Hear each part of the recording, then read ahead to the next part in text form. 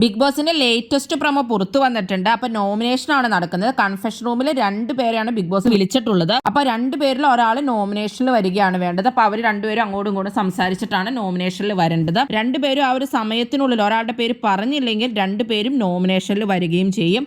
അങ്ങോട്ടും ഇങ്ങോട്ടും 2 പേരും തർക്കവും കാര്യങ്ങളൊക്കെ ആയിട്ട് ആരും വിട്ടുകൊടുക്കില്ല. അത് തന്നെയാണ് ഈ നോമിനേഷന്റെ ഉദ്ദേശവും. അപ്പൊ മിക്കവരും തന്നെ വിട്ടുകൊടുക്കുന്നില്ല. സിജോ ശ്രീതുവിന്റെ പേരും ശ്രീതു സിജോയുടെ പേരും തന്നെ പറഞ്ഞുകൊണ്ടിരിക്കുകയാണ്. അപ്പൊ 2 പേരും വരും എന്നുള്ളതാണ് ബിഗ് ബോസ് പറയുന്നത്. അപ്പൊ സിജോയും ശ്രീതുവും നോമിനേഷനിൽ വരാനുള്ള സാധ്യതയുണ്ട്. അതുപോലെ അപ്സരയും ഋഷിയും പറഞ്ഞുകൊണ്ടേ ഇരിക്കുകയാണ്. ഋഷിക്ക് ഭയമാണോ? അങ്ങനെയാണെങ്കിൽ ഞാൻ പോകാമെന്ന് അപ്സര പറയുകയും ഋഷി എനിക്ക് ഭയമൊന്നുമില്ല എന്ന് പറയുകയും ചെയ്യുന്നുണ്ട്. ഞാൻ നല്ല ഗെയിമർ ആണെന്ന് അറിഞ്ഞുകൊണ്ട് അവരെന്നെ പുറത്താക്കാൻ നോക്കിയാണെന്നാണ് ജിൻഡോ പറയുന്നത്.